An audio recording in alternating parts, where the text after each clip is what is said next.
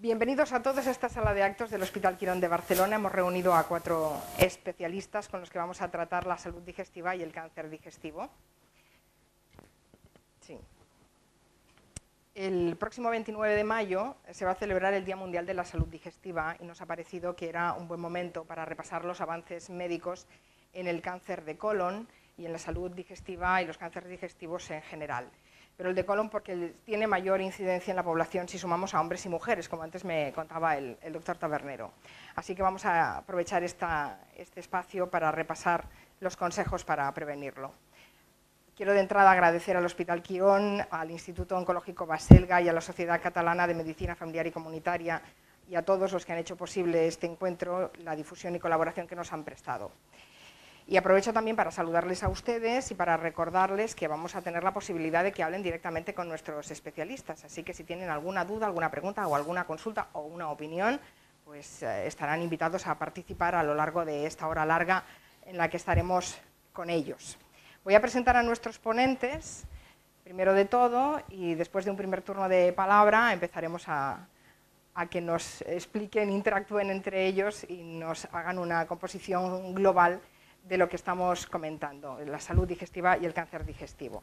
Vamos a saludar primero al doctor Josep Tabernero, que es oncólogo, director de la Unidad de Cáncer Gastrointestinal del Instituto Oncológico Baselga. Buenas tardes, doctor. Muchas gracias. Cuando hablamos de cáncer gastrointestinal, ¿exactamente a qué nos estamos refiriendo? Porque hemos hablado de cáncer de colon, pero habrá muchos más, ¿no? Bueno, básicamente nos referimos a todos los tumores y lesiones premalignas que aparecen en todo el recorrido del tubo gastrointestinal. Y obviamente, como uno puede pensar rápidamente, pues el trayecto gastrointestinal es un trayecto largo, un trayecto además que en el funcionamiento del día a día de todo el proceso de la digestión, pues es un tubo que tiene unas estructuras que funcionan mucho y que, por lo tanto, con el paso del tiempo, tiene un proceso claro de desgaste. Y esto es el motivo quizás más importante por el cual los tumores de esta área, de este trayecto, son frecuentes. Especialmente el que más, con diferencia, el cáncer colorectal,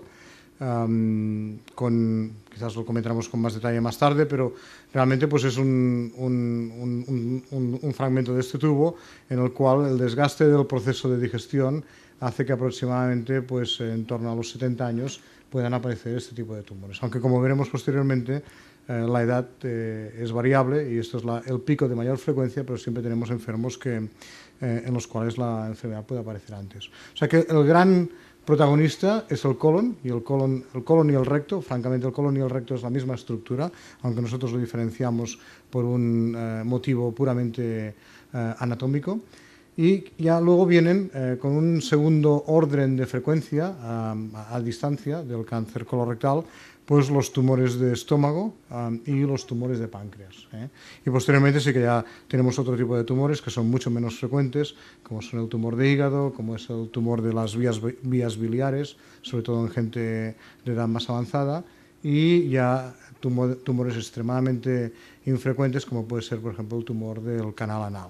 O sea que sí que hay una gradación en el orden de frecuencia, pero desde luego el protagonista más importante es el cáncer colorectal. Seguramente va a ser el protagonista a lo largo de los próximos minutos, pero está bien que hayamos hecho repaso de todos los cánceres que hay. El doctor Emili Jané es médico de familia, es coordinador del grupo de patología digestiva de la CANFIC, la Sociedad Catalana de la Medicina Familiar y Comunitaria. ¿Cómo reconoce un médico de familia que puede estar ante un paciente de cáncer? Bien, buenas tardes. La verdad es que la clínica, las molestias que produce en la gente que puede consultar al médico de atención primaria para poder pensar que puede ser cáncer a veces son muy diversos, ¿no? Pero sí que es cierto que hay algunos de ellos que tienen más relevancia, más significación y que muchas veces no es solo el síntoma, sino todo el conjunto de cosas que el paciente pueda explicarnos, ¿no? La pérdida de apetito, la pérdida de peso, el hecho que a veces pueda detectarse también pues, que al ir al lavabo pueda encontrar restos de sangre bien en la taza del váter o bien a la hora de limpiarse. Y eso puede hacer sospechar y puede hacer también consultar con el médico de atención primaria, y a partir de aquí pues entra todo el proceso pues de interrogar qué es lo que sucede, ver cuál es la exploración y plantear la posibilidad de que eso puede estar relacionado o no pues a un proceso como podría ser un proceso maligno como es el cáncer. La doctora Amparo Carrasco es nutricionista del Servicio de Medicina Interna del Hospital Quirón de Barcelona. Buenas tardes también. ¿Es posible prevenir la aparición del cáncer de tracto digestivo solo modificando los hábitos alimentarios, por ejemplo? De hecho, sí, porque se calcula que aproximadamente un 30% de los cánceres globales, no solo el cáncer de tracto digestivo, pueden estar relacionados con la alimentación. Si aumentamos el consumo de frutas y verduras en más de 5 raciones, que es un consejo ampliamente difundido por la sanidad pública, conseguiremos evitar hasta un 12% de los cánceres globales.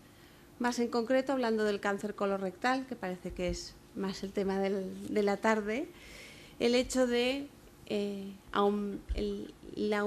el más elevado consumo de carne roja a expensas de las carnes de ave y pescado, una medida tan simple como esta, produce un aumento del riesgo de hasta un 50% de desarrollar un cáncer colorectal.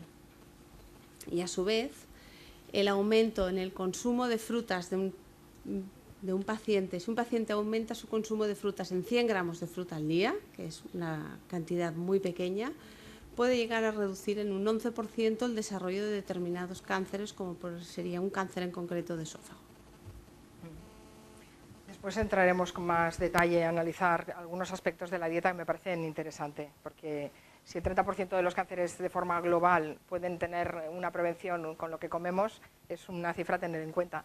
La doctora Judith Balmañá es oncóloga, directora de la Unidad de Detección Precoz y Prevención del Cáncer del Instituto Oncológico Baselga, Hospital Quirón de Barcelona. Buenas tardes, doctora. Buenas tardes. ¿El cáncer de colon es un cáncer hereditario? El cáncer de colon puede tener un componente hereditario. Como ya se ha dicho anteriormente en la mesa, tanto por Carmen como por mis compañeros, es uno de los tumores más frecuentes en nuestra sociedad, y esto hace que aunque un pequeño porcentaje de este elevado número de personas que pueden acabar desarrollando un cáncer de colon se deba a un componente genético hereditario, al final hace que el cómputo global pues, pueda ser importante. Ahora ya lo digo, dado lo frecuente que es el cáncer de colon en nuestra sociedad, pues el componente hereditario es relativamente pequeño. Nos decía el doctor Tabernero que el cáncer colorectal, que es el más importante a nivel de incidencia, es un cáncer que aparece por el desgaste del material, digamos, y sobre los 70 años. Entonces estamos hablando de un cáncer que es un cáncer básicamente porque estamos llegando a viejos con mucha facilidad. Pero obviamente esta es la buena noticia, ¿no? De que vivimos más y pues al vivir más tenemos la posibilidad de tener tumores que aparecen con el paso del tiempo. Sí que es verdad que es quizás una manera fácil de explicar que el tumor aparece por el desgaste. Sí que es, lo que esto viene a decir es que hay una serie de factores que condicionan que la mucosa, que es la parte donde se originan los tumores de colon y los tumores del resto del tracto gastrointestinal, con el paso del tiempo, bien por exposición a sustancias tóxicas naturales, la comida normal pues tiene sustancias tóxicas que son naturales, también por como hemos comentado anteriormente, estas sustancias tóxicas pueden estar asociadas a un tipo más o menos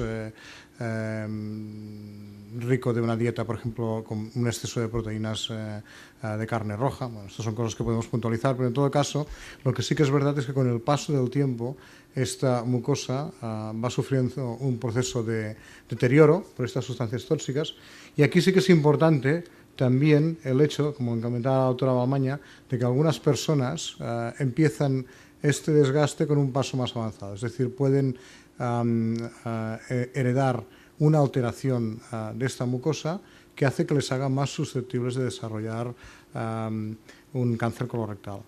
Y esto es interesante porque en cáncer colorectal se conoce muy bien la historia natural. Hay pocos tumores en los que se conozca tan bien.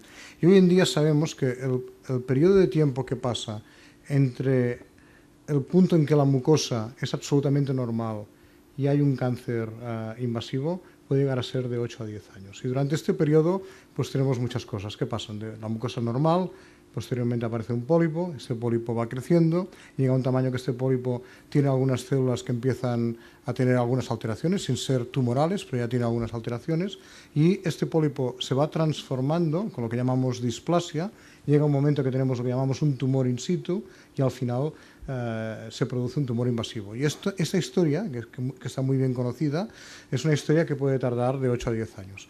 Claro, la buena noticia de esto es que esto nos da muchas posibilidades de intervenir. O sea, si nosotros diagnosticamos cualquiera de estas situaciones que preceden a la aparición de un tumor, nos permite ser muy eficaces porque esto lo podemos extirpar.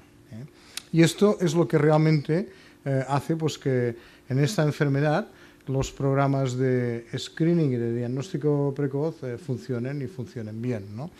Y es de las pocas enfermedades, porque, bueno, por ejemplo, la mamografía nos ayuda a detectar tumores pequeños, pero en rara ocasión con la mamografía vamos a ver un área que se transformará en un tumor. Lo que hacemos es detectar tumores pequeños. En el caso del cáncer colorectal, precisamente, haciendo colonoscopias o bien test de sangre oculta en heces y posteriormente una colonoscopia, lo que hacemos es poder detectar cualquiera de estos pasos que sabemos que van a aparecer. Y un poco acabando con esto, decíamos antes que el cáncer colorectal no solamente es importante porque es el tumor más frecuente del tracto gastrointestinal, es el tumor más frecuente de la población, porque aparece en hombres y en mujeres. En el hombre es más frecuente el cáncer de próstata y el cáncer de pulmón, pero el tercer, en orden de frecuencia, el tercero es el cáncer colorectal. Y en las mujeres todavía es más, primero cáncer de mama, segundo cáncer colorectal. Entonces, si tenemos en cuenta las dos poblaciones, hombres y mujeres, el cáncer colorectal es el cáncer más frecuente, ligado en gran parte a una edad adulta, una edad en torno a unos 68 o 70 años, pero bueno, estas son las estadísticas de lo que llamamos la mediana, la mitad donde aparecen en los pacientes los tumores, pero siempre hay pacientes en los cuales aparecen en una edad más temprana y en otros pacientes que aparecen en una edad más tardía. Por lo que usted dice, doctor, me parece que no tengamos excusa para hacer una detección precoz, ¿no?, del cáncer colonorrectal. Supongo que cuando al doctor Janel le llega a la consulta como médico de familia alguien por debajo de los 50 años que tiene alguno de los síntomas que antes ha descrito como posible alerta ante un cáncer colonorrectal, como podría ser la pérdida de apetito, la pérdida de sangre en heces, etcétera, no piensa en esa posibilidad del cáncer colonorrectal. Antes valorará otras cosas, ¿no? Sí, la verdad, un poco como decía en la presentación, hay que escuchar no solo la parte que explica el paciente, sino también poder llevar a un interrogatorio dirigido de otras cosas que puedan ir alrededor para pensar en las diferentes posibilidades diagnósticas que puede haber delante de ese síntoma guía por el cual el paciente pueda acudir a la consulta, ¿no? Con lo cual no es lo que pienses posiblemente en primera opción, pero siempre es una cosa que tienes presente como dentro del diagnóstico diferencial, dentro de las diferentes posibilidades que puede presentar ese paciente con esa molestia por la que consulta, y siempre es una de las entidades que tienes en mente y que tienes que pensar en ella para poder ir a buscarla. Imagino, doctor, que les ha quitado un poco de trabajo de responsabilidad el hecho de que se hayan extendido los análisis de heces de forma general como preventivo en la población mayor de 50 años. Eso al menos aligera un poco la responsabilidad, ¿no? Bueno, yo creo que no. Yo creo que la responsabilidad sigue estando ahí porque como médico pues, responsable del paciente, como puerta de entrada del paciente al sistema sanitario público como es la atención primaria, pues siempre tienes ese papel, siempre tienes esa responsabilidad delante del paciente, que es un poco para la persona por la que trabajamos. Por cierto, doctor Tabernero, ¿la colonoscopia y los análisis de heces son igual de eficaces? No, la respuesta rápida es no. Vamos a ver, la colonoscopia nos permite detectar con una gran sensibilidad tanto la situación premaligna, que es la situación de un pólipo que va evolucionando, como la situación de un tumor que está apareciendo, un tumor pequeño o grande que está apareciendo. El test de sangre oculta en heces, como su nombre indica, lo que hace es detectar sangre en las heces, y la sangre en las heces aparece porque hay una lesión que sangra. Y es lógico además pensar que cuanto mayor sea la lesión, pues más posibilidades tenemos de que esta lesión sangre, ¿no? Con lo cual, el test de sangre oculta en heces detecta más tumores y menos pólipos. Ahora bien, la duda razonable desde un punto de vista de medicina pública y desde un punto de vista epidemiológico es si deberíamos hacer colonoscopias a todas las personas de más de 50 años o empezar por el test de sangre oculta en heces, porque lo que queremos es disminuir la mortalidad por cáncer colorectal. Desde luego con el test de sangre oculta en heces la vamos a disminuir. Y lo que se trata de ver, ¿no?, es cuánto más añadimos haciendo la colonoscopia a todo el mundo. Probablemente es una prueba que se va a estandarizar, pero bueno, es verdad que muchos programas auspiciados por programas de salud pública solo ofertan de entrada el test de sangre oculta en heces y cuando este está alterado, tiene un resultado positivo, en aquel momento hacer la colonoscopia. Bueno, otras sociedades médicas, como por ejemplo las sociedades americanas, tienen más tendencia a recomendar la colonoscopia. También porque si uno tiene un test de sangre oculta en heces positivo, acabará haciéndose una colonoscopia. Pero bueno, yo creo que lo importante del mensaje es que hay que hacer algo, sea colonoscopia, sea test de sangre oculta en heces, porque este es un tumor, como decíamos antes, que se puede prevenir en la mayoría de las ocasiones. Pocos tumores se pueden prevenir tan fácilmente como el cáncer colorectal. Pero también, como decía doctor Jané, yo creo que una cosa es importante y es que una cosa es prevenir, pero no por eso hemos de dejar de prestar atención a los síntomas que explica el paciente. Lo mismo que la mamografía sirve para intentar diagnosticar tumores precoces, pero si hay una alarma entre mamografía y mamografía de una persona, de una mujer que tiene la aparición de un nódulo que no estaba, desde luego hay que darle importancia y no decir porque ya que se ha hecho una mamografía en el plazo anterior de 6 meses, no darle importancia, ¿no? O sea que es importante tener en cuenta todos los programas de screening, que vamos avanzando y más avanzaremos, pero también la clínica de los pacientes. Yo creo que un punto que ha dicho el doctor Jané muy importante es que a veces banalidades, ¿no?, como la pérdida de sangre roja en heces, ¿no?, que uno piensa siempre, bueno, serán hemorroides, almorranas, que es lo más frecuente. Seguramente serán almorranas, pero este es un diagnóstico por exclusión. Primero hay que diagnosticar y hay que descartar que no haya otra causa de pérdida de sangre. Ya que inciden tanto en que la prevención es tan importante y además es fácil en este tipo de cánceres, vamos a empezar por la primera fase en la alimentación, que es lo que nos introducimos, ¿no?, lo que comemos. ¿Cómo son las dietas, doctora Carrasco, asociadas a los cánceres digestivos? Asociadas a la prevención. Bueno, asociadas a la enfermedad, es decir, podemos hacer o lo que nos va bien o lo que nos va mal. ¿Qué prefieres coger? ¿Qué menú prefieres hacernos? Lo que nos va bien, venga, va. Por supuesto. Bueno, de hecho, las guías alimentarias para la prevención del cáncer son comunes a las guías alimentarias para la salud cardiovascular o a guías alimentarias para la diabetes. Tienen tantos puntos en común que diversas sociedades médicas han elaborado unas guías de seguimiento para todos los pacientes. Las guías tienen varios puntos y el primer punto es que se aconseja mantener un peso saludable, dado que la obesidad también se ha relacionado con el desarrollo de determinados cánceres del tracto digestivo. Una actividad física regular, que parece que sea tan fácil, pero siempre va a ser mucho más frecuente de lo que nosotros hacemos en nuestra vida sedentaria habitual. Vendría a ser hasta el punto de 5 días a la semana de ejercicio físico, difícil de aplicar en todos los casos, pero si no se intenta nunca se va a conseguir.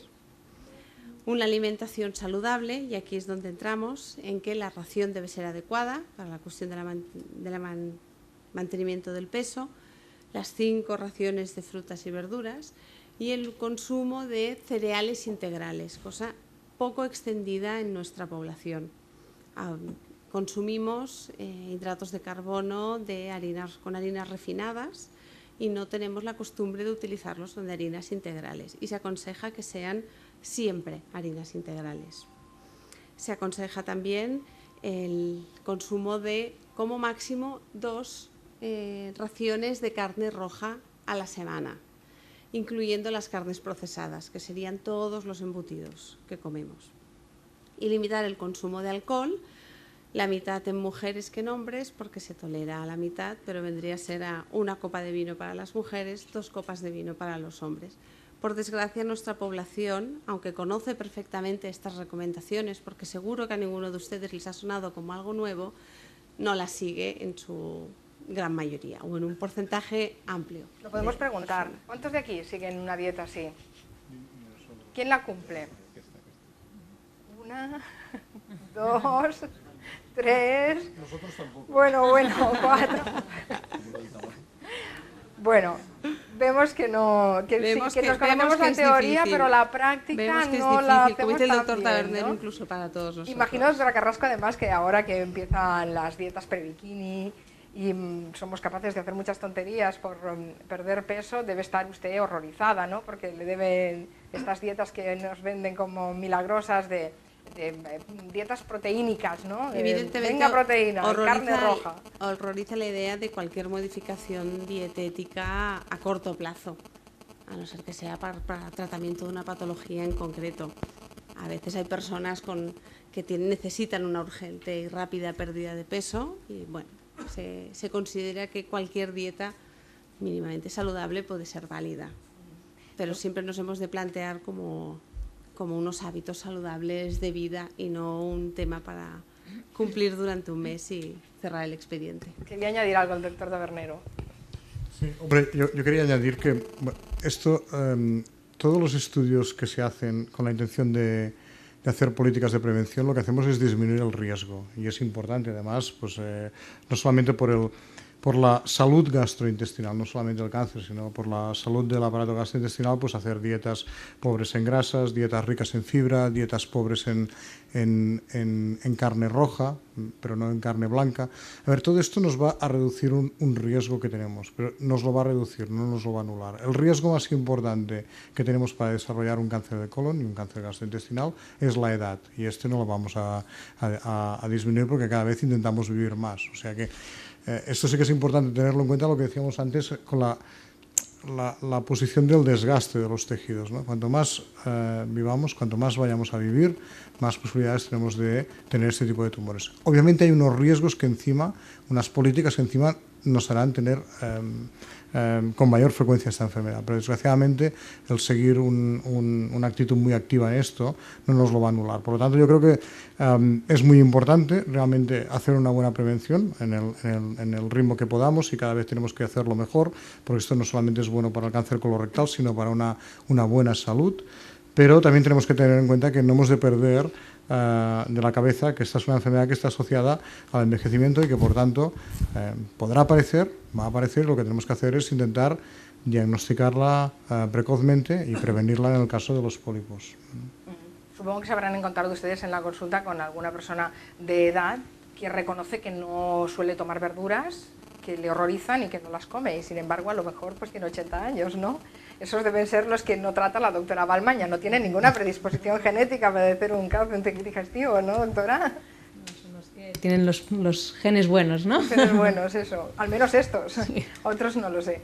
Creo que el doctor Jané quería decir alguna cosa con respecto a las dietas. Hombre, usted es la primera puerta de entrada antes de llegar a la nutricionista, ¿no?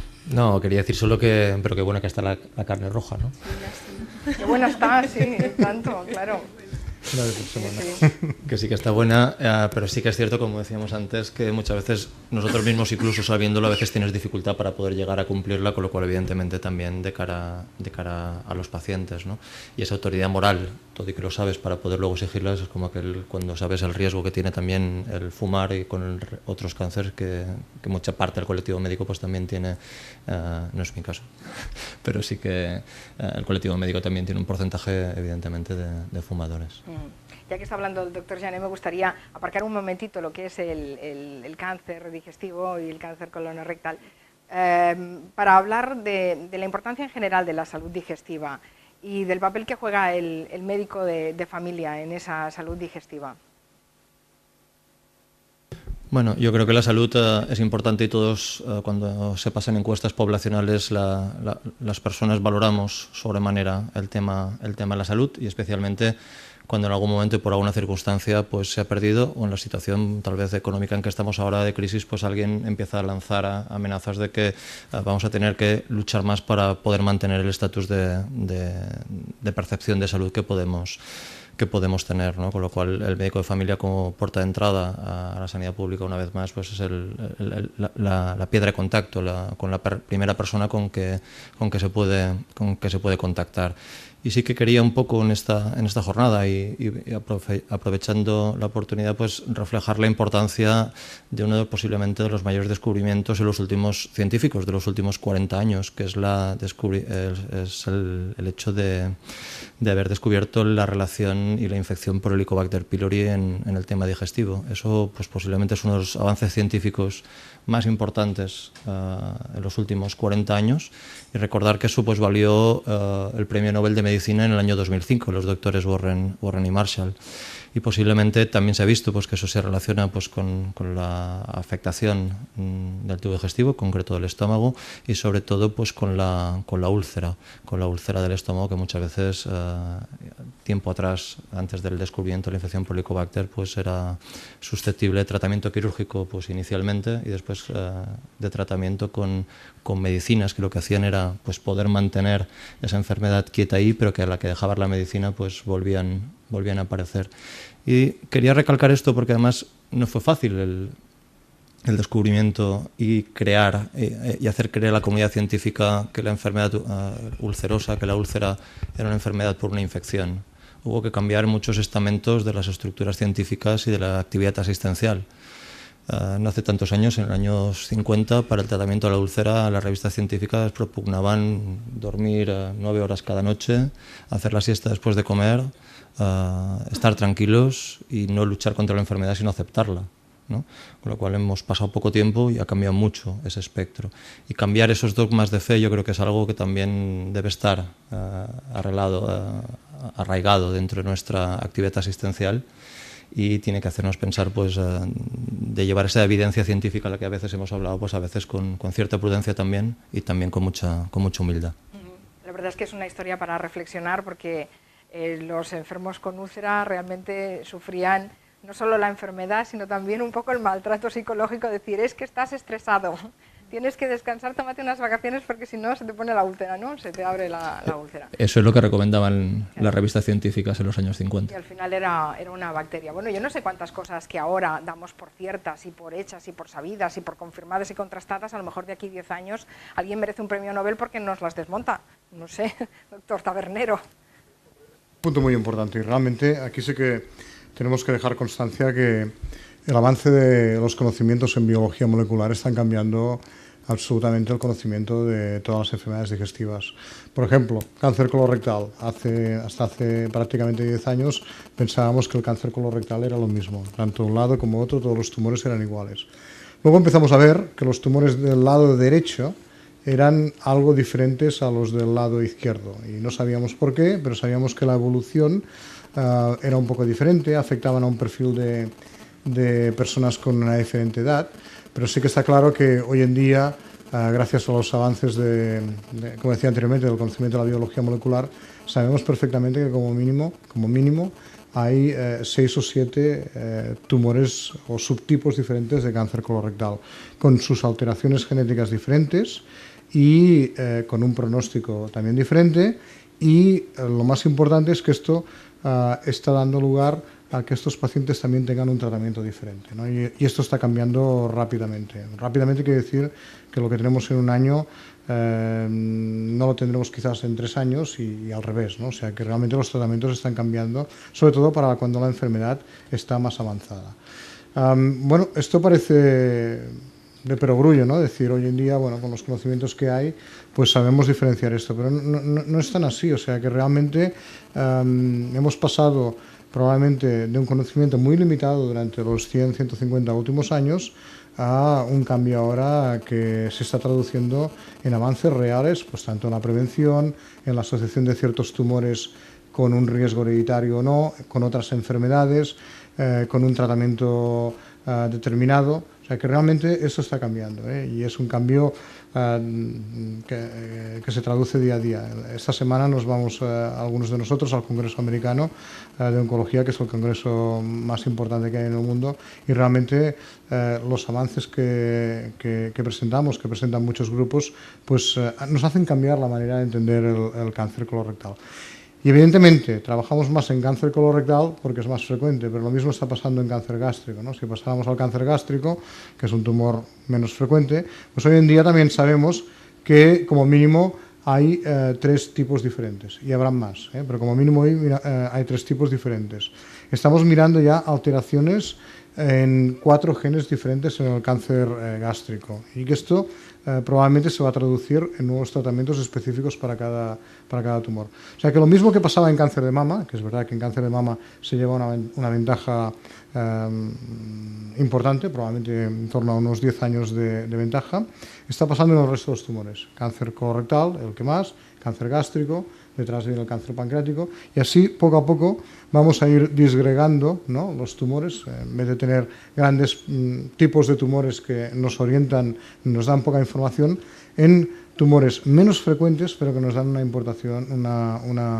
información muy importante para prevenirlos y para tratarlos. La doctora Balmaña podría añadir alguna cosa más, porque lo que es la predisposición genética es algo que ella domina, ¿no? ¿Qué últimos descubrimientos se están haciendo? ¿Qué es lo que se lleva a ustedes entre manos?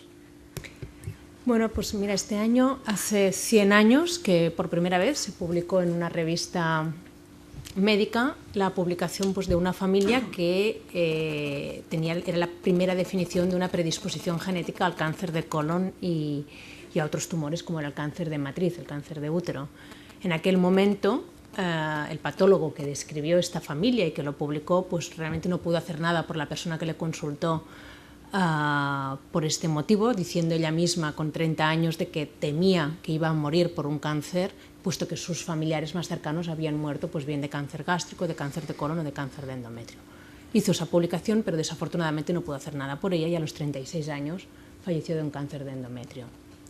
Bien, esto fue en el año 1913, ahora estamos en el 2013, se está celebrando actualmente el centenario de la identificación de este síndrome, que es el síndrome de Lynch, y actualmente realmente identificar a una persona con este síndrome pues es lo que puede marcar la diferencia de tener un cáncer de colon o no tenerlo, porque se suman todos los conocimientos en la tecnología que han permitido poder hacer estos estudios predictivos, como también una mayor concienciación y luego la capacidad de poder hacer medidas de detección precoz y de prevención, y esto te lo ofrece el cáncer de colon, ¿no? Les ha dado un espaldarazo a Angelina Jolie al explicar por qué se había sometido a una mastectomía preventiva, ¿no?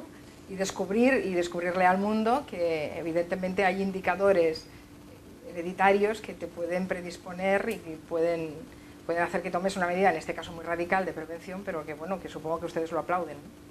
Nosotros aplaudimos lo que lleva de alguna forma a normalizar por parte de su relato personal, lo que ella considera su decisión personal médica, y así lo define ella en su artículo original. Entonces aplaudimos aquello que ella normaliza desde la medicina predictiva, aunque pueda suponer, y es una medida drástica y una medida radical y es una medida irreversible, pero sin duda alguna hay que conocer todos los motivos que la han llevado a ella a llevar a cabo esta decisión, empezando por su riesgo genético y sus valores, y luego pues las posibilidades que ella podía tener, ¿no?, de detección precoz y sus vivencias propias, ¿no? Esto no significa que siempre que se identifique un riesgo genético tengamos que ir a tomar este tipo de decisiones, sino que habrá que aprender a gestionar exactamente este riesgo y qué medidas tenemos para hacer una detección precoz o una prevención y determinar si es quirúrgica o no. Pongamos ejemplos prácticos. Alguien que haya sufrido en su casa, en su familia, precedentes de cáncer colorectal, que tiene alguno de los síntomas que antes nos ha dicho el doctor Jané, que hace una dieta posiblemente, quizá no tan buena como la que nos ha marcado la doctora Carrasco, pero casi.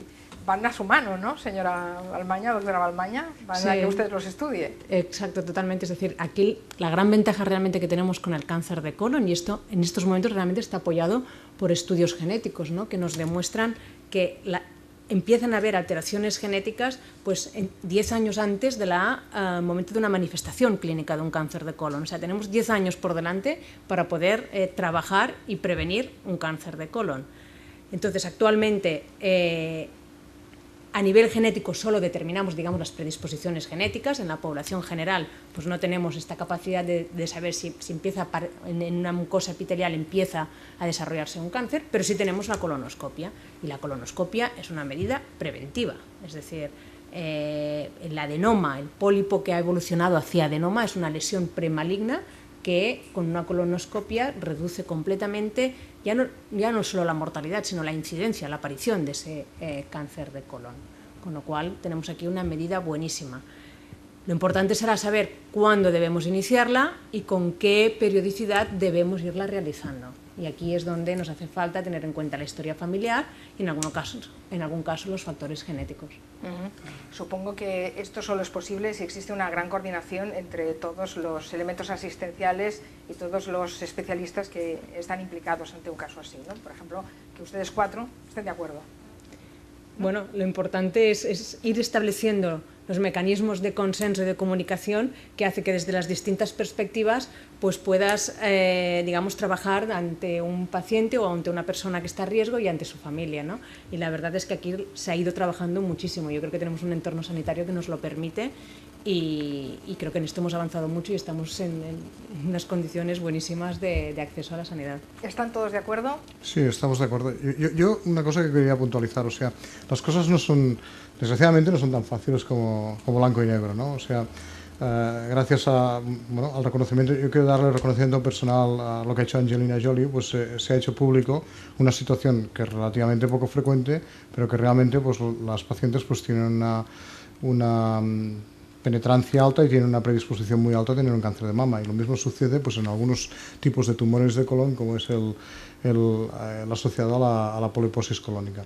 Pero sí que es verdad que si se han fijado en los artículos que han aparecido durante estos días en la prensa, bueno, pues algunos han sido muy favorables, pero otros han sido absolutamente desfavorables. Se ha llegado a tildar, por ejemplo, que la actitud de Angelina pues tenía una patología psiquiátrica que le gustaba la automutilación, por decirlo de alguna manera. O sea que, y esto está publicado en un periódico nuestro, o sea que no es fuera de nuestro entorno. O sea, y esto hay que tenerlo en cuenta. O sea, cosas que vemos tan claras, bueno, hay un proceso educativo y que al final la discusión no solamente es entre nosotros, sino lo más importante es que la discusión es con el enfermo. Y el enfermo, desgraciadamente, tiene que tomar decisiones porque afectan a su salud, afectan a veces a su calidad de vida.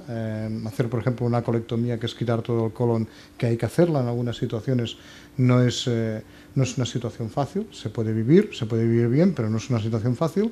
Y esto exige que seamos muy cuidadosos con la información. Información pues que, como la doctora Balbaña apuntaba, tiene que ser progresiva, también siempre pensada en la capacidad que tiene el enfermo para absorber este tipo de información en las visitas que se hacen, pero que el fruto que queremos conseguir al final es que podamos evitar al máximo posible estos tumores que sabemos que van a aparecer y que van a aparecer en edades pues jóvenes de la vida y que pueden condicionar también una alteración en la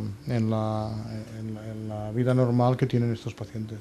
Estamos hablando, llevamos de hecho todo el rato hablando de la prevención, pero vamos a hablar de la enfermedad, de los tratamientos, de las intervenciones quirúrgicas y un poco todo el proceso, que es un proceso largo y difícil, como reconocía el doctor Tabernero, que a veces el paciente y su familia tienen que tomar decisiones muy complicadas. ¿Qué índice de curación tiene el cáncer colorectal? El cáncer colorectal, valorado globalmente, quiere decir estadios muy precoces y estadios muy tardíos, tiene una curación de más del 50% de los casos hoy en día.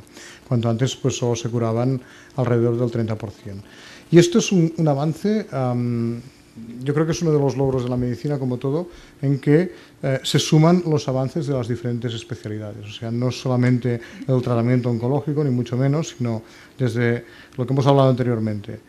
El diagnóstico precoz, el screening y el hecho de diagnosticar cada vez tumores más pequeños. Esto hace que se curen más. Antes diagnosticábamos de entrada muchos tumores en estadio 4, cada vez diagnosticamos más tumores en estadio 2 o en estadio 1, o sea, tumores menos avanzados. En primer lugar. Segundo lugar, las técnicas radiológicas para diagnosticar bien los tumores han mejorado enormemente. Hoy en día podemos caracterizar la situación de la enfermedad. En tercer lugar, las técnicas quirúrgicas. Antes hacíamos cirugías mucho más agresivas por la extensión del tamaño quirúrgico, pero también por la técnica que se hacía, que es una cirugía abierta. Hoy en día, pues en cáncer de colon se hace en muchas ocasiones cirugía asistida por laparoscopia, 2-3 días de ingreso a lo máximo. Hoy en día también se evita en una gran parte, el tener, el ser portador de una colostomía definitiva, de una no contra natura. Antes era una práctica muy frecuente. O sea que las técnicas quirúrgicas han mejorado mucho. También, en cierto sentido, pues las técnicas de radioterapia para tumores de recto. Pero sobre todo, pues continuando con esto, el abordaje desde el punto de vista del oncólogo médico, cómo hay que tratar los tumores, qué hemos de hacer para evitar las recidivas. Una vez recidiva la enfermedad, cuáles son las máximas posibilidades de tratamiento que podemos tener. Esto incluye muchas veces operar al enfermo varias veces o dar tratamientos de forma secuencial. Pero bueno, cambiando la situación de la enfermedad, a pesar de que en algunos casos no sea una enfermedad curable, que continúa no siéndolo en algunos pacientes, lo que hemos aumentado es el periodo que viven estos enfermos y la calidad de vida con la que viven estos enfermos, y de una forma importante. Y esto ha sido un gran avance en el cáncer colorectal. Empieza a ser también un avance en el cáncer de estómago, como decíamos anteriormente. Vamos un poco más retrasados en el cáncer de páncreas, pero también estamos avanzando. Este año, por ejemplo, pues se van a presentar un par de estudios que demuestran un avance muy importante en la supervivencia de enfermos con enfermedad avanzada. O sea que realmente, volviendo a lo que decíamos anteriormente, el conocimiento mayor que tenemos de la enfermedad, con todos los aspectos de la biología molecular, de la historia de la enfermedad, nos ha traído detrás una serie de tratamientos, no únicamente medicamentos, pero una serie de tratamientos que nos permiten curar más la enfermedad, y cuando no curamos, que los pacientes vivan más, sin ninguna duda. Los tratamientos de quimioterapia, cualquiera que los conozca un poco sabe que tienen, bueno, son, digamos, un poco agradecidos de someterse a ellos, y que una de las secuelas que tiene es la dificultad para alimentarse, porque nada viene de gusto, se pierden los sabores. Todos los que hayan pasado por eso saben que eso es uno de los problemas. En un caso como en los cánceres digestivos todavía es más importante el tema de la alimentación durante los tratamientos. Yo no sé, doctora Carrasco, ¿qué pasa con estos pacientes a nivel de nutrición? Bueno, los pacientes con cáncer del tracto digestivo, sobre todo los pacientes del tracto alto, ¿no? Esófago, estómago, páncreas, tienen una alta prevalencia ya de desnutrición al ingreso, al diagnóstico, incluso antes de haber empezado ningún tratamiento oncoespecífico, ni cirugía, ni quimioterapia, ni radioterapia. Si a ello le asociamos en que serán candidatos a estos tratamientos, a medida que avanza la enfermedad, si no hacemos nada, la desnutrición también avanzará y puede llegar a alcanzar al 80% de los pacientes. Tenemos buenas medidas y muy eficaces para ayudar a frenar y a prevenir que avance este grado de desnutrición. El paciente oncológico lucha contra su aumento de su catabolismo. Su organismo consume muchísimas más proteínas, masa magra, masa grasa, muchísimas más que en situación basal de un paciente sano, y asociado a eso él, por culpa de tratamientos o por la propia enfermedad, pues también tiene dificultades para la ingesta. Y siempre, pues cuando un paciente está en esta situación, es necesario aportar un soporte nutricional añadido colateral a todos sus otros tratamientos. Este soporte nutricional, volvemos siempre otra vez a que lo básico a veces acaba siendo también muy importante. El consejo dietético individualizado de cada paciente es imprescindible, y si solo utilizamos medidas de soporte de nutrición artificial, como son suplementos, como son sondas, como son aportes de nutrición parenteral total o solo adyuvante, el resultado no va a ser igual que si mantenemos un buen consejo dietético dirigido a cada paciente. Por lo tanto, como muchas veces, el tratamiento tiene que ser muy individualizado para cada paciente. O sea que no es fácil hacer. No es fácil, círculo, y es una dificultad que encuentra el paciente. El paciente pierde peso, eso es básicamente inherente al estadio tumoral, es por eso por lo que pierde peso.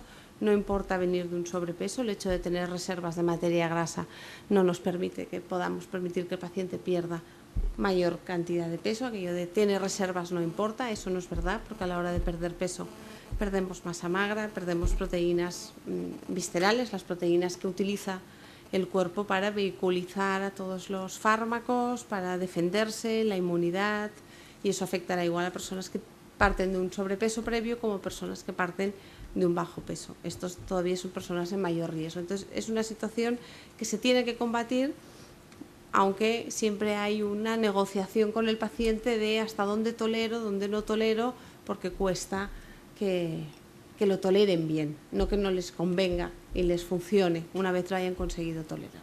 Imagino, doctor Tabernero, que eso es una complejidad añadida en los tratamientos para los enfermos oncológicos.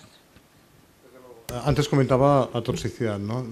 Realmente hay toxicidad con todos los tratamientos que hacemos y tampoco podemos prescindir a día de hoy de la quimioterapia, o sea que los tratamientos biológicos en mayor parte complementan el efecto de la quimioterapia. Sí que es verdad que en la quimioterapia hemos avanzado mucho e incluso en algunas ocasiones con los mismos fármacos que teníamos anteriormente, hoy en día hemos hecho esquemas de tratamiento que son mucho menos tóxicos que lo que eran anteriormente, pero así todo hay una toxicidad y bueno, esto hay que reconocerlo y hay que entenderlo y hay que ayudar al enfermo lo máximo posible para soportarlo lo mejor posible. Entonces, uno de los puntos que decíamos que era importante, pues es la nutrición, el nivel de proteínas que tiene el enfermo. Y esto, como decía la doctora Carrasco, es importante para todas las actitudes vitales del organismo. Las proteínas son básicas. Otras toxicidades que vemos hoy en día, pues vemos pacientes que tienen toxicidades cutáneas. Tenemos medicamentos muy potentes que son capaces de destruir gran parte de la enfermedad, pero que provocan alteración de la piel, y alteración de la piel de una manera importante. Bueno, aquí a veces necesitamos la ayuda de los dermatólogos para intentar ameliorar al máximo posible esta toxicidad. Cada vez también vamos entendiendo más por qué se producen estas toxicidades y cómo las podemos mejorar, cómo las podemos prevenir, pero realmente es un esfuerzo de todos. Pocos medicamentos van a ser tan selectivos que realmente solo dañen a la célula maligna y no tengan ningún efecto secundario. Vamos cada vez más con esa tendencia, pero es una tendencia. Las toxicidades continúan estando. Pero en todo caso, sí que es verdad que cuando uno mira retrospectivamente, ya tenemos cierta edad, vamos mirando retrospectivamente cómo ha cambiado el tratamiento de los pacientes, pues ha cambiado de una manera muy importante. No solamente porque curamos más y viven más, sino que mirando, por ejemplo, el porcentaje de enfermos que tenían que ingresar hace 10 o 15 años por efectos secundarios de la quimioterapia, que tenían que ingresar varias veces durante el tratamiento, hoy en día esto no es así. Todavía continúan ingresando enfermos con efectos secundarios, a veces ingresos prolongados, pero cada vez es mucho menos frecuente. Y esto es un gran avance porque, a pesar de que tenemos tratamientos mejores y hacemos que los enfermos vivan más y se curen más, la toxicidad va bajando. Toxicidad, los enfermos me criticarán, toxicidad que obliga a un ingreso. Pero sí que es verdad que hay toxicidades que no obligan a un ingreso, como es un cansancio crónico, como es cierta toxicidad de piel, sobre todo el cansancio que continúa siendo un fenómeno frecuente que tienen los enfermos y que intentamos conocer por qué pasa y intentar también que pase con menor frecuencia y en menor grado. Pero realmente el tratamiento, no todos son ventajas, hemos ganado mucho, pero todavía tenemos mucho que ganar también en efectos secundarios. Lo que decían antes, ¿no? Aquello de te arreglan una cosa y te estropean 4 más. Vamos reduciendo ese porcentaje, ahora solo te estropean 1 o 2. Estamos ahí, ¿no, doctor Tabernero? Bueno, yo no diría que las estropeamos, que las hacemos funcionar no tan bien. Estropear es una palabra muy fea, ¿no? Cuando uno dice estropear parece que sea una cosa irreversible, ¿no? Y normalmente las toxicidades no son irreversibles, pero son importantes. Imagino que los doctores de familia, doctor Jané, tienen que lidiar a veces con los pacientes que tienen y sufren esos efectos secundarios de los tratamientos. Sí, yo creo que está claro. Evidentemente también los oncólogos son los que por proximidad en este tipo de pacientes se crea, no es bien el médico de familia, pero sí que es el médico responsable de casi cualquier cosa que le pase a este tipo de pacientes, pero el contacto, sobre todo también si es población activa, si hay una baja de por medio, el contacto con el médico de familia siempre es importante. Intentar pues también dar soporte en todos estos procesos y sentir esa proximidad del sistema sanitario, alguien con quien poder consultar, que a veces cualquier médico pregunta, piensas, pues por eso tengo que consultar, pues a veces esa disponibilidad y esa cercanía pues también es importante. Si quieren hacer alguna pregunta, saben que están invitados a hacerla. Yo también tengo preguntas que nos han hecho llegar a través del foro que abrimos cuando anunciamos esta tertulia, este encuentro sobre la salud digestiva y los cánceres digestivos. Y bueno, nos iremos alternando porque creo que en la experiencia de cada uno, sobre todo si ha tenido un enfermo cerca o es el mismo el enfermo, pues creo que todos aprenderemos de esa experiencia. Aquí hay un caballero que quiere hablar. Le van a pasar el micrófono para que le podamos escuchar todos bien, si le parece.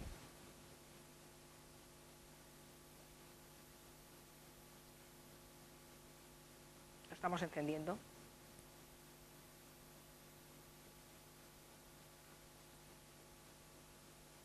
Mientras tanto, si quieren, les pregunto algunas de las cosas que nos han dejado en ese foro. Dicen que hay pacientes con tumores gástricos que tienen que comer alimentos triturados o de fácil digestión. ¿Cuándo pueden comer normal? Preguntan. Al cabo de pocos meses de postcirugía hay una adaptación a la nueva anatomía en el que el tracto digestivo remanente va a ir adquiriendo funciones similares a las que tenía el estómago y el paciente poco a poco irá pudiendo tolerar raciones cada vez más grandes, no tan fraccionadas y de alimentos enteros. Ahora podemos escucharle. Sí, buenas tardes. Querría conocer su opinión sobre dos tipos de enfermedades diferentes a las que se han comentado hasta ahora, como son la celiaquía y la enfermedad de Crohn. Bueno, una pincelada sobre la situación actual, el grado de conocimiento que se tiene del origen de ambas dos, perspectivas que puedan darse con respecto a su tratamiento futuro, incluso la propia correlación entre ambas, si es que se conoce que existe correlación entre ambas dos, ¿no? Interesante. ¿Quién quiere responder? Son dos enfermedades, yo creo que importantes y de cara a su prevalencia también a tener en cuenta tanto desde el punto de vista de atención primaria como desde el punto de vista de atención especializada. La celiaquía sí que conocemos bien cuál es su origen y se han avanzado también tanto desde el punto de vista de tratamiento como desde el punto de vista diagnóstico como desde el punto de vista del estudio genético. Y con lo cual sí que queda claro que el tratamiento de la celiaquía con una dieta sin gluten, pues posiblemente es el tratamiento mejor para aliviar los síntomas que presenta el paciente y también a la vez pues para poder prevenir complicaciones futuras. Con la enfermedad de Crohn posiblemente no podemos decir bien lo mismo, pero sí que es cierto que conocemos un poco su base inflamatoria y su posible relación también con otro tipo de complicaciones como pueden ser también el cáncer de colon. Y los nuevos tratamientos inmunosupresores también han cambiado y han hecho un cambio muy importante respecto al tratamiento de este tipo de enfermedad y también permitiendo mejorar la calidad de vida de los pacientes y permitiendo mejorar las expectativas de vida y disminuir las complicaciones especialmente lesivas especialmente en forma de necesidad de cirugía en este tipo de pacientes. ¿Hay celiaquías asintomáticas? Hay celiaquías asintomáticas o subclínicas que llamamos que dan poca clínica, poca expresividad, poca representatividad, ¿no? Y que a veces son formas que llegamos a poder diagnosticarlas pues a los 50, a los 60, a los 70 años, cuando el paciente lleva muchos años teniendo una clínica muy inespecífica y que a veces no llegas a poner la etiqueta de que es un paciente celíaco. Que de entrada les dan ustedes un susto, si tienen 50 años y tienen algún problema, cuando les dicen no, es usted celíaco, es un alivio, claro. Sí, es un poco lo que comentábamos al principio de todo, ¿no? Que cuando el paciente te explica pues un cambio en la forma de hacer de vientre, en la forma de las deposiciones, pues empiezas a pensar las diferentes posibilidades que tienes de diagnóstico y qué es lo que le puede estar pasando y sucediendo al paciente y si piensas en ir un poco más allá y en algo que pueda ser malo y acabas llegando a un diagnóstico de una enfermedad celíaca, posiblemente dices, bueno, primero respiras aliviado, luego cuando te encuentras en la situación, sí, pero cuando te encuentras en la situación, la celiaquía tiene también su complejidad y sus dificultades también en el abordaje del día a día y conseguir una dieta estricta sin gluten no es sencillo tampoco. Cada vez mejor, doctora Carrasco, pero sigue habiendo muchas dificultades. Cada vez mejor, y desde luego gracias a las asociaciones de celíacos que dan una gran información con los listados de todos los diferentes alimentos, y que es una enfermedad que, ya que se está aumentando el diagnóstico y cada vez habrá menos casos encubiertos y aumenta la prevalencia, pues es más del conocimiento del público en general, y nuestra educación sanitaria nos ayuda progresivamente a controlarla. Si hay alguna pregunta más, ¿quiere hacer una repregunta? Y después tenemos un señor también, y tengo unos cuantos casos que pueden tener interés. No, también mi interés se centraba en el tema de saber si hay sobre nuevas líneas de investigación, no tanto el tratamiento y la situación actual de lo que hay, sino efectivamente si hay un porqué o un conocimiento del porqué de que estas dos enfermedades, una y otra, se desencadenen, y si efectivamente son definitivas para toda la vida, o puede haber el caso que se ha comentado antes de la úlcera y su descubrimiento relacionado con el Helicobacter pylori, pues es un caso bastante llamativo. Y bueno, el caso nuestro, que tenemos un caso pues muy próximo en nuestra familia que tiene ambas enfermedades, la información que recibimos continuamente cuando hay consultas, cuando hay visitas, es de que no hay un conocimiento muy específico, pero que hay diferentes líneas de investigación para conocer a lo mejor el origen futuro, o la evolución futura. En ese sentido, yo quería preguntarles efectivamente si hay algún conocimiento sobre el origen y eventualmente una solución que no fuera directamente paliativa, como es la situación actual, ¿no? La verdad es que no desconozco para poder contestar con exactitud la pregunta. Sí que es cierto que lo que tenemos ahora en estos momentos es la dieta sin gluten, y no desconozco si hay líneas de investigación abiertas que permitan ir un paso más allá. Y desde el punto de vista genético tampoco, no sé si la doctora Balmaña puede aportar alguna cosa. Conozco lo que son los antígenos de histocompatibilidad, pero no conozco que haya un gen que predisponga propiamente a la enfermedad celíaca. ¿Y el doctor Tabernero?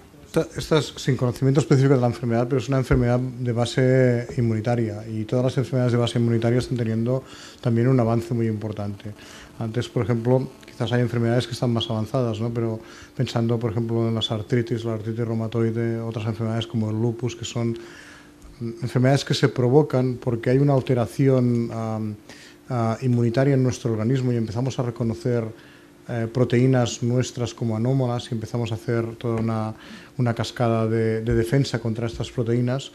Realmente en estas enfermedades se está cambiando absolutamente cuál es el pronóstico de la enfermedad. Hoy en día empiezan a haber ya pocos enfermos con artritis reumatoides que sean invalidantes y que cuando se diagnostican precozmente, que no puedan hacer una vida prácticamente normal. ¿Por qué? Pues porque se ha cambiado el tipo de tratamiento. Básicamente lo que se trata ahora es el trastorno inmunitario que conduce a la aparición de estas enfermedades. Sí que es verdad que yo creo que con colitis ulcerosa y enfermedad de Crohn no estamos en el mismo nivel, pero se está avanzando en el conocimiento de por qué pasa esta enfermedad. Y en cuanto a la celiaquía, exactamente lo mismo. Básicamente hacemos una reacción anómala contra una proteína, en otros casos contra un glúcido, que está presente en la dieta normal, y unas personas en un momento determinado pues empiezan a intolerarlo.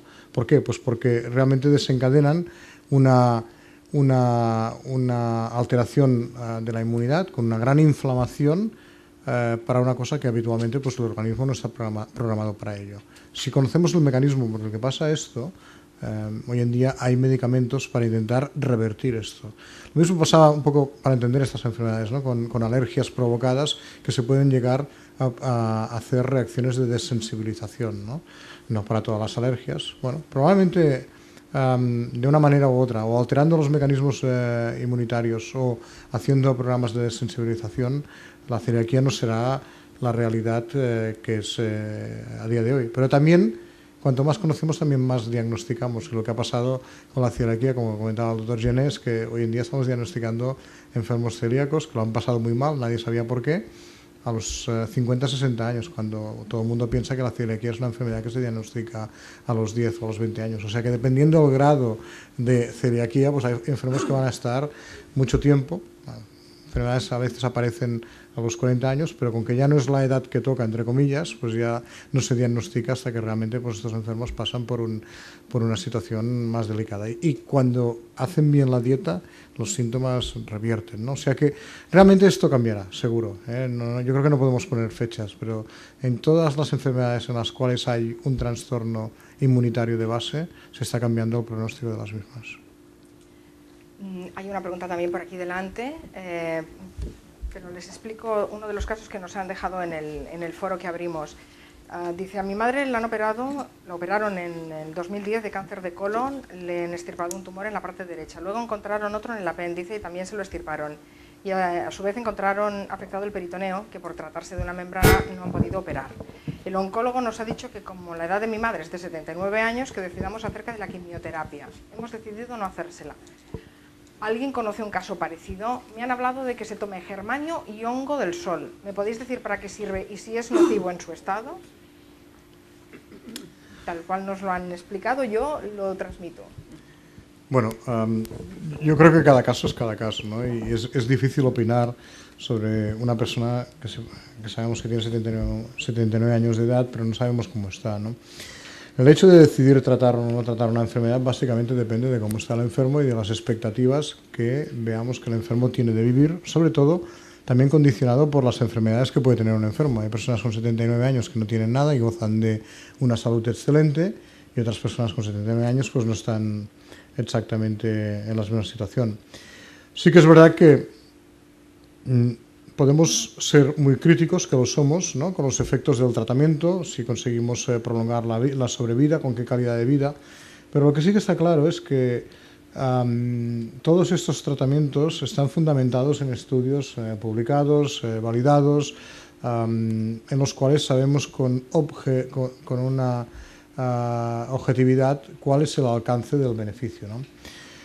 Aparte de esto, hay una medicina, que yo pienso que es una medicina en muchas ocasiones complementaria, una medicina alternativa, basada pues, en muchos fundamentos, desde fundamentos de tratamientos herbales, medicina asiática, fundamentalmente china, a otros productos que en condiciones de laboratorio se han visto que son tóxicas para células malignas y también en ocasiones pues, para las células normales. El problema que tenemos con estos suplementos es que la evidencia que hay es menor, con lo cual es difícil recomendar un tratamiento u otro porque la evidencia es menor. Esto no quiere decir que no pueda funcionar. Yo siempre lo digo, yo no puedo decir que no pueda funcionar. Lo que le puedo decir es que no lo sé. No lo sé porque los datos que hay son mucho más inmaduros, más tenues, ¿no?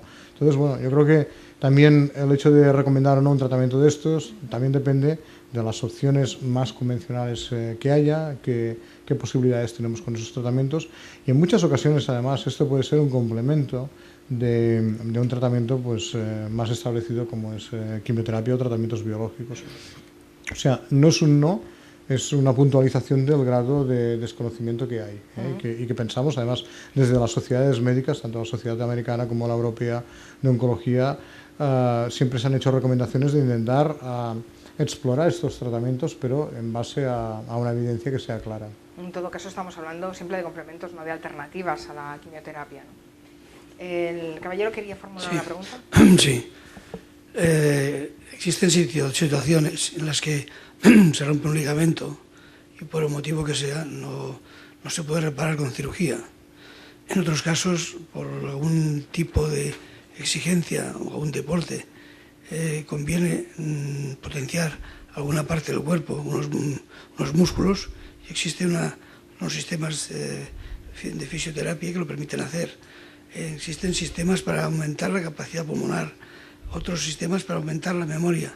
En el caso que nos ocupa, si está tan claro que el problema es por desgaste del sistema digestivo, ¿hay alguna forma de reforzar el sistema digestivo? Bueno, esta es una muy buena pregunta, ¿no? Es la pregunta del millón, no solamente relacionada con el cáncer, ¿no?, sino relacionada con el envejecimiento. Hay muchas causas, y es complejo, hay muchas causas por las cuales las células normales envejecen, ¿no?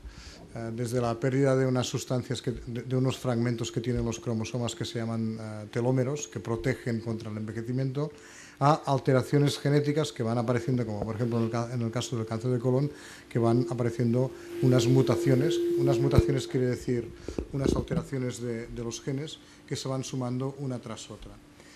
No es tan fácil como decir, ostras, solo tenemos un solo mecanismo y lo que hemos de intentar es prevenir que este trastorno no aparezca, ¿no? Pero sí que es verdad que se está trabajando de forma muy importante sobre este tema, además desde hace muchos años, ¿no? Sobre el tema del envejecimiento de las células. A día de hoy no hay un remedio único que podamos decir, ostras, haciendo esto no se va a producir un tumor. Precisamente el envejecimiento es lo único que no cambia, los tejidos envejecen. Lo que sí que puede cambiar es sobre este envejecimiento que va a pasar siempre, mirar de disminuir los factores de riesgo adicionales, ¿no? Pues el exceso de grasas. ¿Por qué el exceso de grasas produce más tendencia a tener ciertos tumores? Pues porque produce una mayor producción de muchas hormonas, entre otras cosas. El exceso de carne roja y no carne blanca, básicamente porque el exceso de carne roja tiene más contenido de colesterol, entre otras cosas. El exceso de azúcares. El exceso de azúcares sabemos que para el organismo no es bueno y para las células que se están transformando, que se están volviendo malas, por decirlo de alguna manera, un exceso de azúcar tampoco es bueno.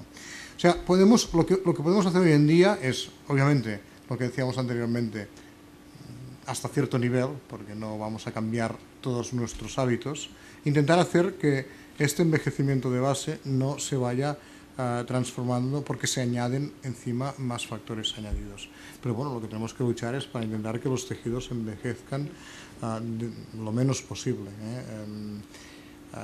No va a ser que no vaya a envejecer nada, pero bueno, yo creo que sobre esto pues está estudiando mucho y realmente tendremos seguro mecanismos como actuar sobre esto. Hay otra pregunta más, pero si me permite, cuento otra de las historias que nos han dejado en el foro, me parece interesante. Hay algunos pacientes con cáncer de colon que se diagnostican en urgencias porque tienen una obstrucción intestinal. En estos casos se explican que es necesario hacer una colostomía y que se colocan anos artificiales con carácter provisional. Que ¿cuándo se pueden sacar esos anos artificiales contra natura? Bueno, también depende un poco de cada enfermo, ¿no? O sea, afortunadamente cada vez pasa menos esto, porque tanto los médicos de medicina primaria, pero sobre todo los enfermos, están más concienciados de que cuando hay una alteración del ritmo intestinal progresiva, pues consultan al médico.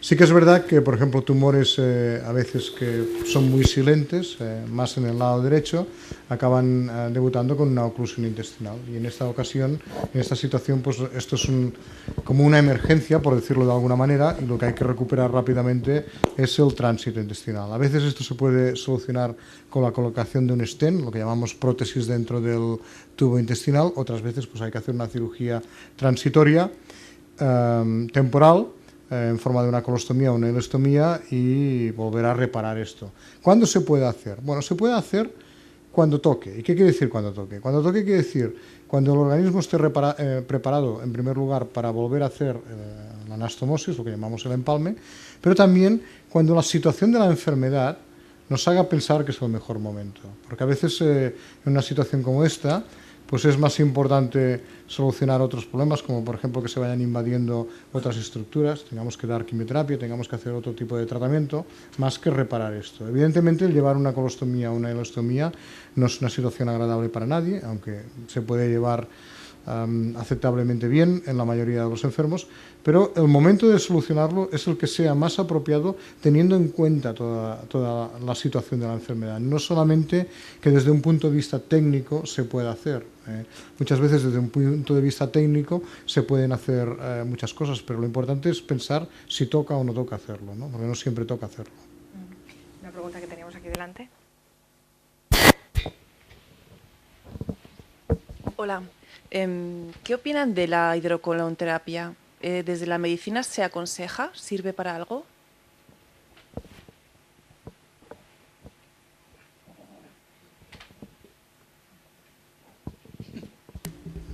muy discutido, ¿no? O sea, como tal, o sea, para prevenir la aparición de un cáncer de colon no hay ningún dato. Realmente, pues la hidrocoloterapia, si pensamos antiguamente lo que hacían nuestras abuelas, ¿no? Pues era un enema de limpieza, una purga, ¿no? Pero con una situación mucho más fácil de activar. Básicamente es difícil de encontrar un lugar, ¿eh? Esto es una cosa que cuando uno mira la naturaleza, los animales lo hacen con cierta frecuencia, ¿eh? Purgarse, los animales se purgan frecuentemente, pero también el tipo de alimentación que hacen, pues obviamente pues no es tan controlado. Yo creo que a día de hoy datos que demuestren que esto va bien en el sentido de prevenir la enfermedad o en el sentido de tratar la enfermedad, no hay ningún dato. Curiosamente, de todas maneras, aparecen algunos artículos, no tanto en el campo de la oncología, sino que para tratar trastornos crónicos de diarreas, diarreas que no acaban de mejorar, o bien porque aparecen enfermos hospitalizados, o bien porque aparecen en contexto de enfermedades graves. El hecho de manipular la alteración de las heces, ya sea con enemas o con otras maneras de hacerlo, pues está reportando resultados muy satisfactorios. Diarreas crónicas que se arreglan cambiando la flora intestinal, de una manera o de otra, no vamos a pormenorizar, pero sí que realmente con el cambio de la flora intestinal, con el cambio del microambiente intestinal, no solamente la flora, sino el microambiente, probablemente algunas enfermedades van a tener un tratamiento mucho más beneficioso. ¿Quiere alguno de los doctores añadir alguna cosa para no monopolizar al doctor Tabernero? ¿No?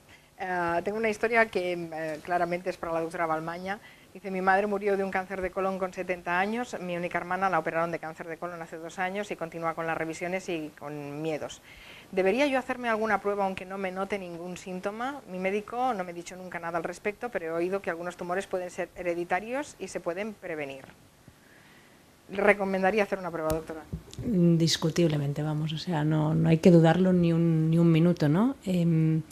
Poco es lo que hemos dicho anteriormente, ¿no? Es decir, 9 de cada 10 cánceres de colon aparecen en personas mayores de 50 años y sabemos que hay un periodo previo de formación de este pólipo que es donde se acumulan el mayor número de mutaciones, ¿no?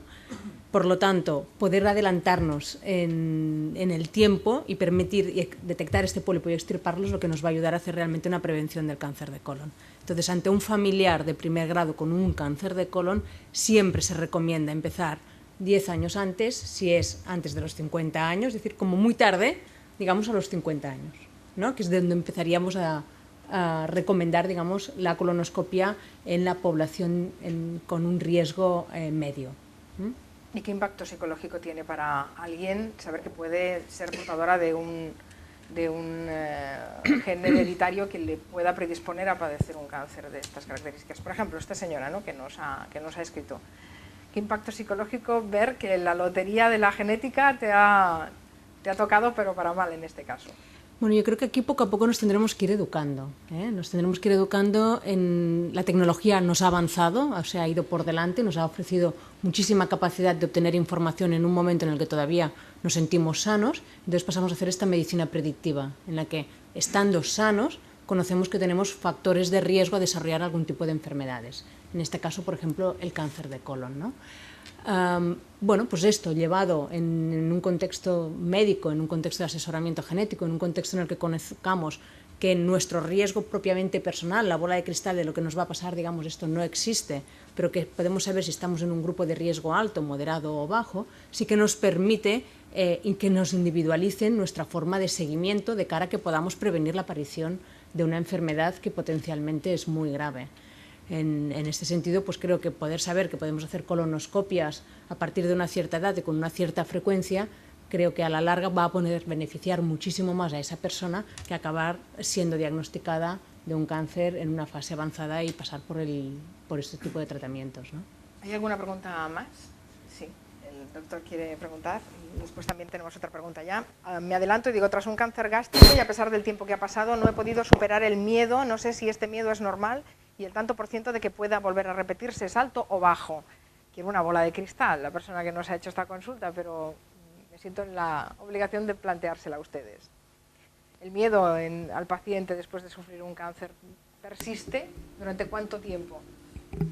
Hombre, el miedo persiste, no nos engañemos, es una enfermedad seria, para la mayoría de los enfermos es la enfermedad más seria que han tenido y lógicamente pues si tiene un grado de conocimiento de lo que es la enfermedad, el miedo está allí. De todas maneras, lo que sí que suele suceder en la mayoría de los casos es que hay varias fases, ¿no? Y esto los psicólogos, los psicólogos lo definen muy bien. Hay una fase primero de información en la cual pues hay un estado a veces de shock, a veces no, pero hay un estado de depresión reactiva y poco a poco pues el enfermo, en la mayoría de las ocasiones, vuelvo a decir, pues afronta esta información madurándola, digiriéndola e intentar en la mayoría de las ocasiones tirar adelante. Claro, el tirar adelante es curioso, el tirar adelante es una situación compleja, desde tirar adelante y hacer controles, bueno, pues siempre con el riesgo de saber que a lo mejor en un control las cosas no acabarán de salir del todo bien.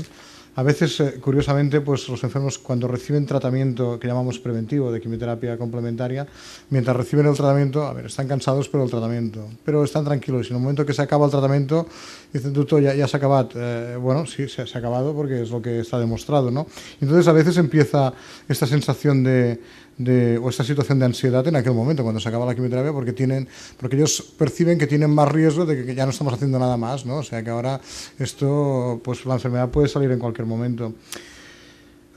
Y esto es así, o sea que hay varias fases, ¿no? Sí que es verdad que la tranquilidad sobre todo pues la da una buena información del riesgo que hay y sobre todo pues una vez hecha esa información el tiempo, ¿no? El tiempo acaba haciendo ver a los pacientes pues que cuando se van superando ciertos plazos pues la situación de la enfermedad está más controlada. Pero obviamente es una cosa que no debemos descuidar nunca, o sea, la información que es importante, debemos tener en cuenta también que cuanta más información pues siempre hay una posibilidad de mayor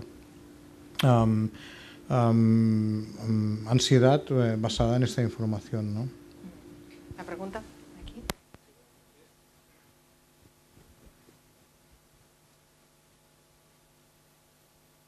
Sí, buenas noches. Sí, en primer lugar quisiera felicitar realmente a los ponentes.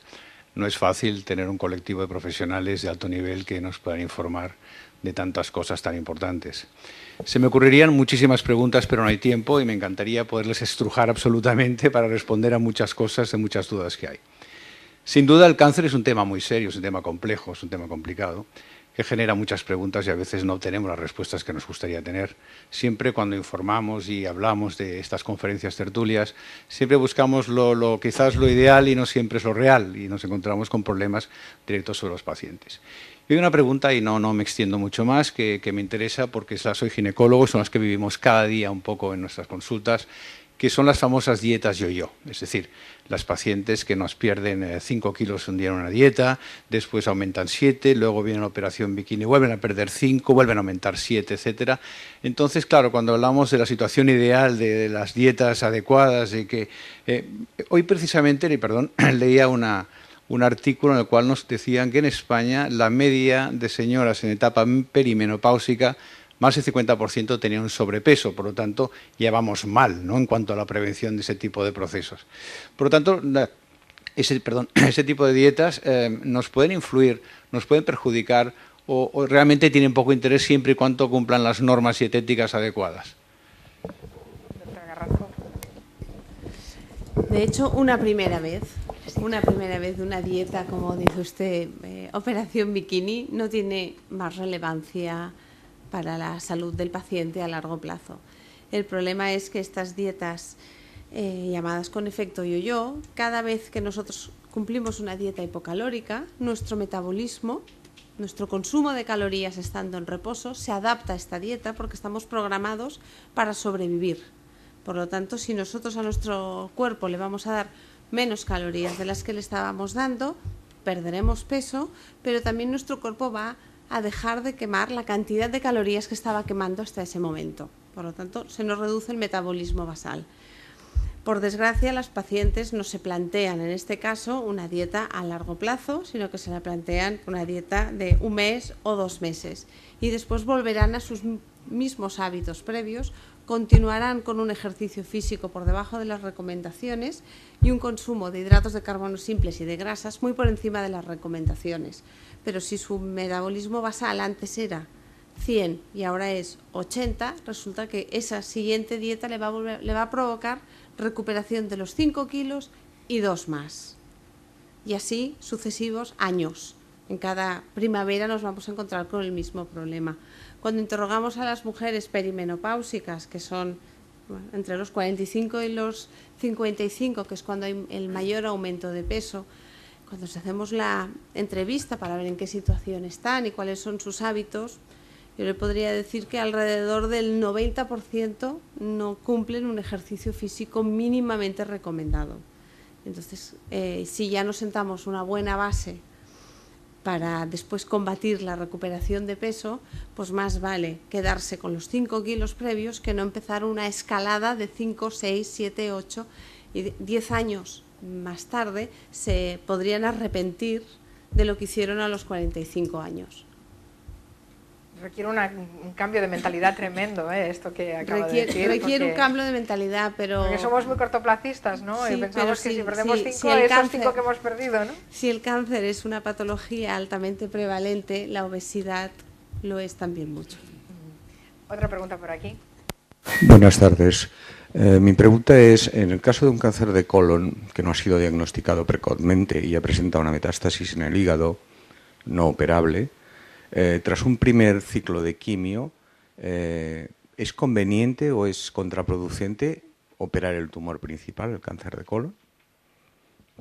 Esta es una muy buena pregunta también. Lo lógico de pensar es que cuanto antes se quita la enfermedad, mejor, ¿no? Pero hoy en día sabemos que si el tratamiento es activo, tanto es activo para la metástasis como para el tumor primario. Y en muchas ocasiones pues es mejor pensar en intervenir cuando las dos localizaciones estén más controladas, ¿no? Cuando esté controlada la metástasis hepática y cuando esté controlado el tumor primario. De nuevo, no hay recomendaciones para todos los pacientes igual, ¿no? O sea, una cosa que decía antes que es importante es siempre no perder el sentido común de cómo está la enfermedad, ¿no? O sea, siempre hay prioridades en el tratamiento de la enfermedad y para cada enfermo es diferente. Imaginémonos, por ejemplo, una metástasis muy pequeña en el hígado, pues a lo mejor lo más importante será controlar el tumor primario y operar el tumor primario cuanto antes mejor.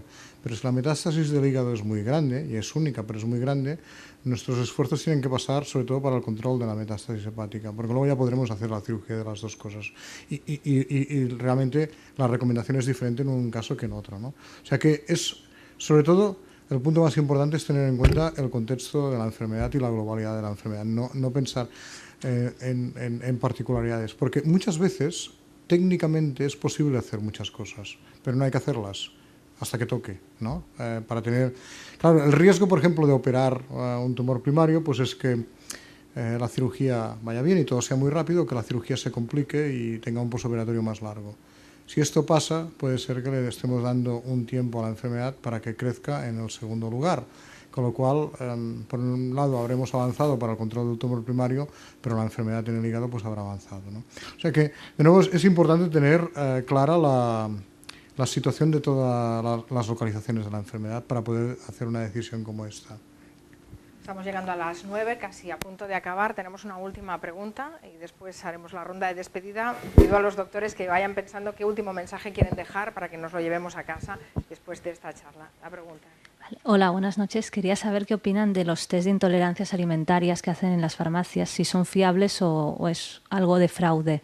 Y luego, ¿qué opinan de si se puede hacer, por ejemplo, una vez al año o 2 veces, una cura de sirope de savia? Pero bueno, a cura o ayuno, que le llaman. ¿Qué opinan de esto del ayuno? Pero no total, sino parcial, por ejemplo.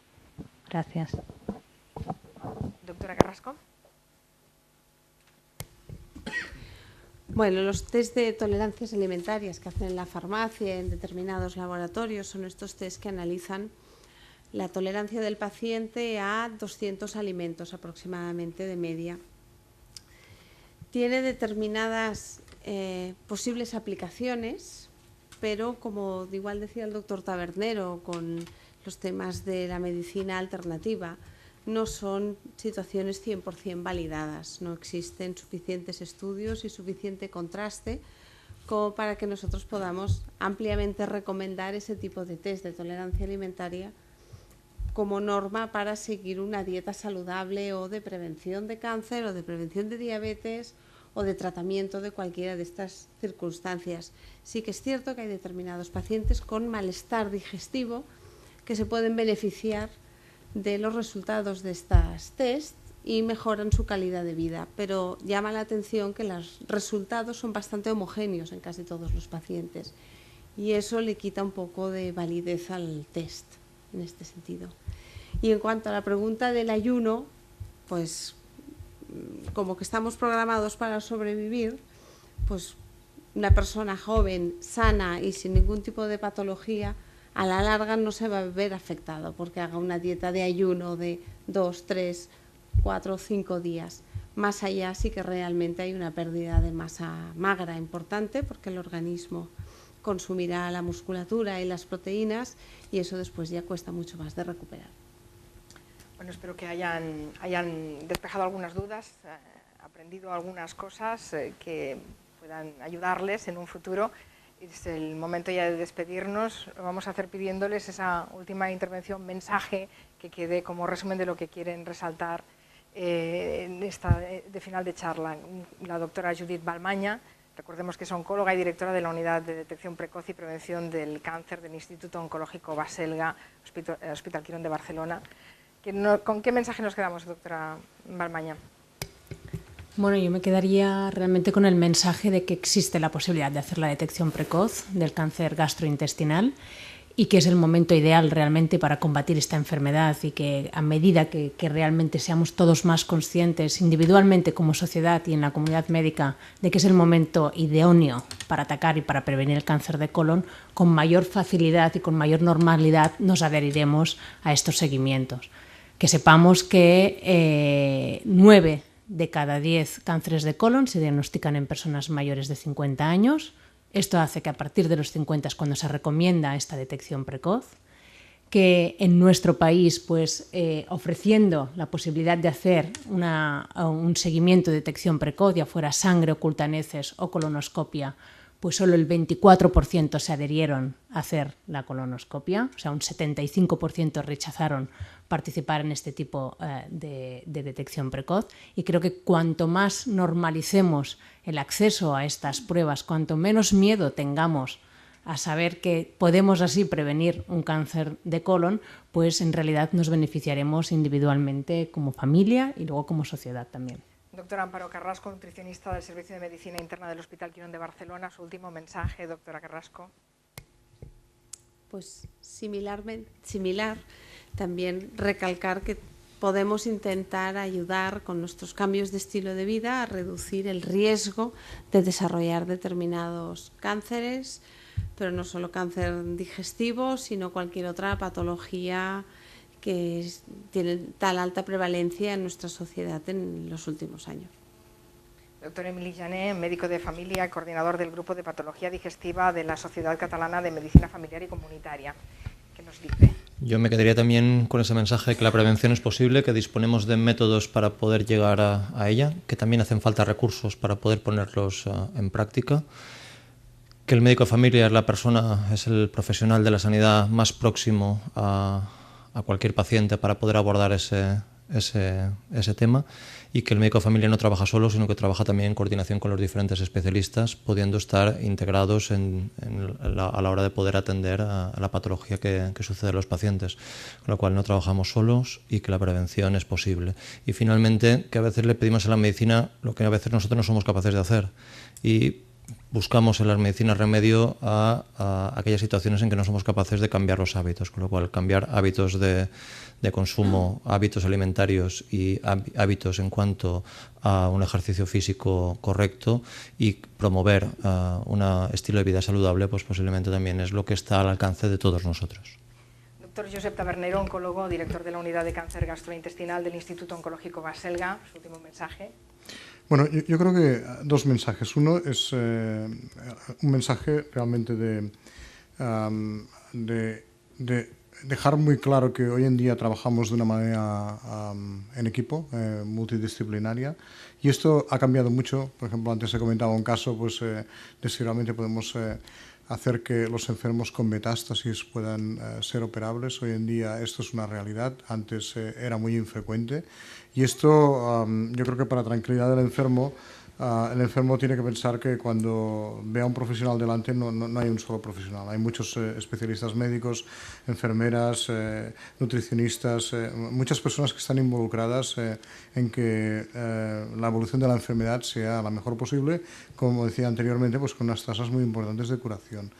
En segundo lugar, el avance del conocimiento que tenemos hoy en día no lo hemos tenido nunca, y realmente esto se está traduciendo en un cambio en la manera que diagnosticamos a los enfermos, en la manera que personalizamos los tratamientos. Cada vez más hablamos de una medicina mucho más personalizada en base a las alteraciones que tienen los tumores. Y nunca hemos estado en una situación como esta, y realmente esto es solo el principio de lo que viene en los próximos años. O sea que realmente el mensaje final es que hemos de enfrentar esta enfermedad frecuente, que hemos de intentar que sea menos frecuente, pero que como está ligada al envejecimiento en la mayor parte de los casos, la continuaremos teniendo delante, pero la forma como la podremos diagnosticar y tratar será mucho más satisfactoria. Pues muchas gracias a los cuatro, muchas gracias también al Hospital Quirón y al Instituto Oncológico Baselga por habernos permitido hacer esta jornada, y recuerden que el próximo 29 de mayo se celebra el Día Mundial de la Salud Digestiva, y que aquí hemos querido dejarles algunos mensajes para que cada uno de nosotros reflexionemos en ese día. Muchas gracias.